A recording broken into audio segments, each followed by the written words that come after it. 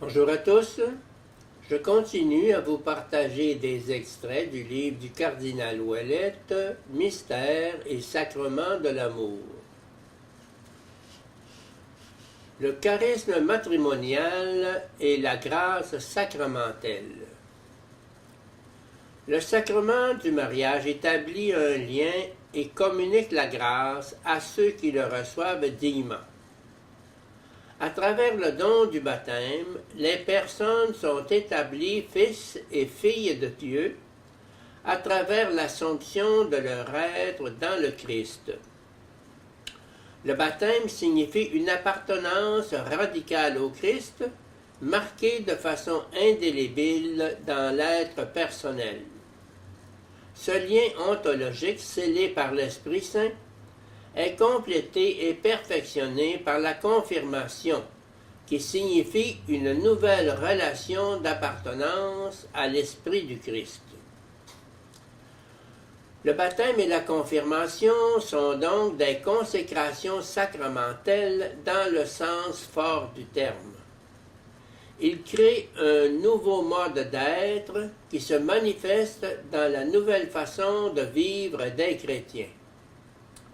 Ce mode d'être et de vivre est essentiellement filial et fraternel, modelé sur le Christ et animé par l'Esprit pour être un témoignage public rendu à la vérité et à l'amour de Dieu dans l'Église et dans le monde.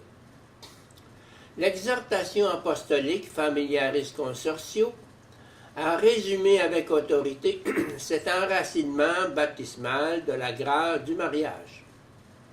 Car par le baptême, l'homme et la femme sont définitivement insérés dans la nouvelle et éternelle alliance nuptiale du Christ avec l'Église.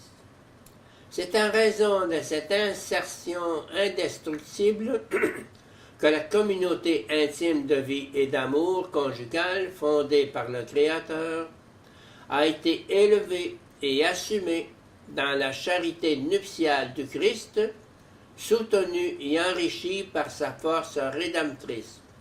Familiaris Consortio 13. La forme objective du charisme du mariage dans une perspective pneumatologique. Le Christ assume, guérit et perfectionne ce don du couple venant du Père créateur. Il l'enrichit avec la richesse multiforme de sa grâce rédemptrice. En ce sens, le Christ s'engage, depuis l'acte initial de la célébration, à bénir avec le Père et avec l'Esprit Saint la communion de vie et d'amour du couple.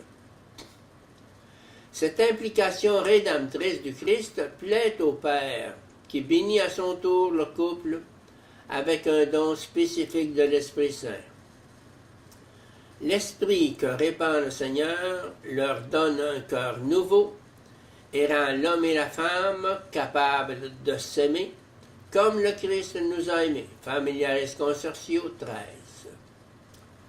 L'Esprit Saint n'est pas seulement donné comme une force qui produit des effets créés de bonté, d'unité, etc.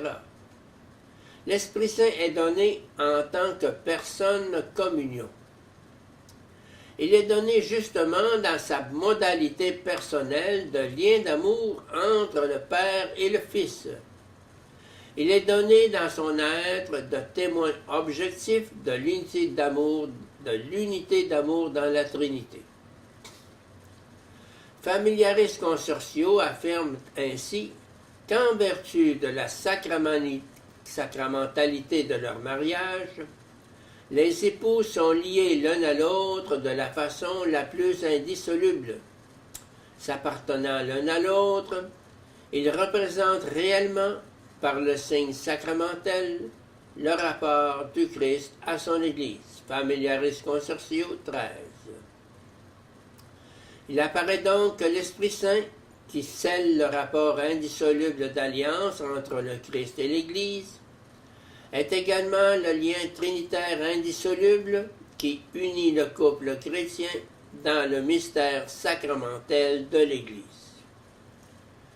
L'esprit lien introduit définitivement les époux dans le mystère nuptial Christ-Église, au-delà des fluctuations de leur subjectivité. Le charisme du mariage signifie avant tout l'insertion du couple dans le mystère d'alliance Christ-Église à travers un lien irréversible d'appartenance scellé par l'Esprit Saint.